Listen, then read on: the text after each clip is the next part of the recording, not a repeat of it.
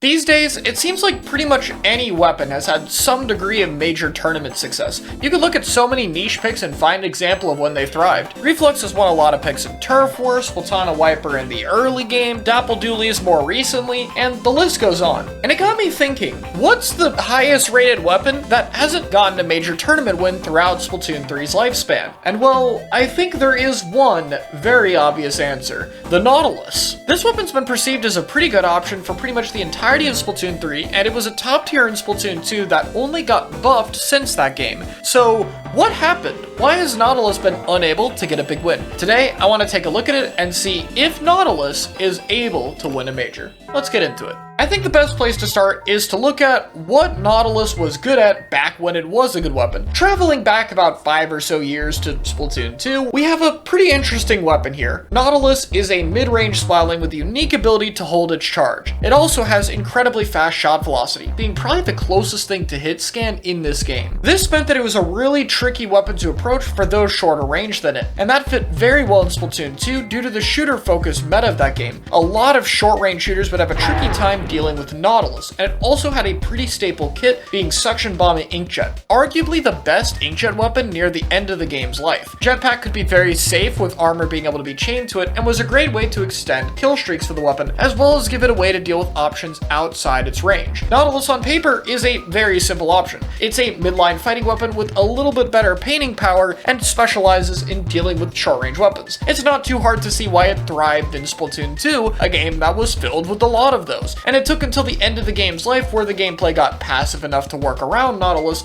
for it to start to drop off. But it wasn't just the passive nature of those shooters that was tricky for it. Nautilus had some direct competition that for a while seemed to be the answer as to why it hadn't seen as much use, and that was Squeezer. Foil Squeezer was also a pretty mobile mid-range weapon that specialized in bullying shorter range weapons in it. The problem for Nautilus is that it fell into that shorter range weapons list for Squeezer, since, it outranged it, and was typically just considered a much better main weapon. It wasn't as flexible in Nautilus, but in Splatoon 2 and 3, it had a much better kit, with the Splat Bomb Bubble in S2 and Splash Wall Zuka in Splatoon 3. And for a while, this seemed to be the right answer. Squeezer was just a better option. But eventually, and I mean eventually, all the way late in 9.0, Squeezer would get its nerfs. Now, Squeezer as of right now is still a very good weapon. It's pretty commonly ranked as one of the top 5 best slaying weapons right now, and that certainly puts it above Nautilus. However, the gap has closed drastically, opening up for Nautilus to be able to find some ground,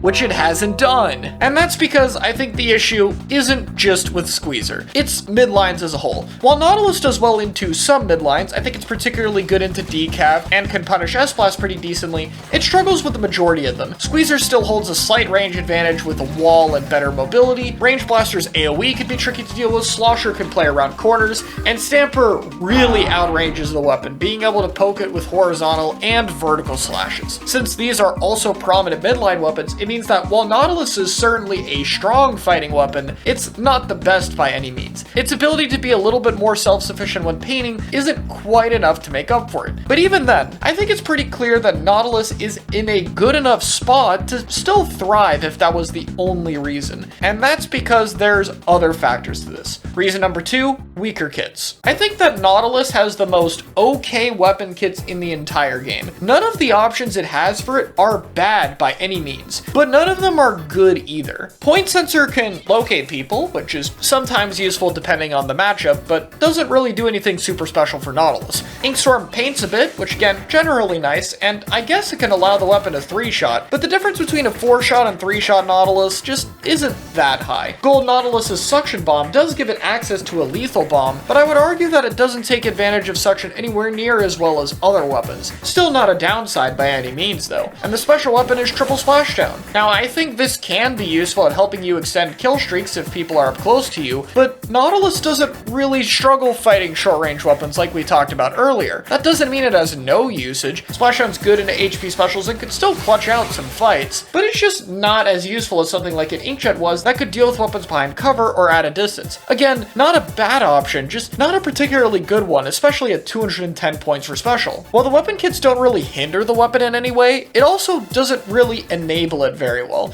Look at some of the best options in the game. Burst combos are incredibly threatening and powerful on S-Blast. Decav's Dash Slash amazingly sets up its bubble and synergizes with its better painting power. Squeezer's Wall gives it much needed stability when standing in the open against other powerful midlines. These synergies and others present around the top tier of weapons aren't something Nautilus has easy access to. Even outside of the blatant synergy I've been going on about though, Splashdown and Inkstorm are just middle-of-the-road specials at best. Usually introducing one of these specials on your team comp isn't going to solve a big issue. It'll just be a fine fourth special that doesn't hurt anything. Which again, not a deal breaker by itself, but doesn't really serve to enhance the weapon in a meaningful way, and that's what it needs. But I don't even think that's the biggest reason, and that's this weapon right here. This is Edit Splatling. You know, one of the best weapons in the game right now, a staple cooler option, and very similar to Nautilus. Yeah, it has slightly less range and a little bit of a different role since it's a little bit more supportive with its Tacticooler, and an option that's gotten even more appealing since 9.3 just nerfed its biggest competition, making it arguably the best cooler weapon in the game. But it's a very similar mid-range Splatling with a slightly lengthy charge time, but tools to make up for it. That means most people who would be really good at Nautilus are mostly just playing Edit. That's often going to be the option they're actually needed to use, and so it makes it really tricky to find Nautilus players who haven't already converted. Most of the people who would be able to win a major with Nautilus are just playing the better weapon. This isn't to say that these two weapons have a major role overlap, but because Nautilus isn't quite as worth it as other options, it's usually going to be what people gravitate towards since they are similar enough. Now, none of this is to say Nautilus isn't a bad spot by any means. I think it's totally fair to assume that it could win if someone solo mained it and pushed it in an event. The incentive just isn't that high, and it is a bit trickier than other more powerful options. But even without that, Nautilus still has a pretty solid niche. In the King's Cup, it was actually picked in the finals against a roller team, because the Vanilla Kit's point sensor, that normally isn't that special with it, actually ends up being very useful against roller teams,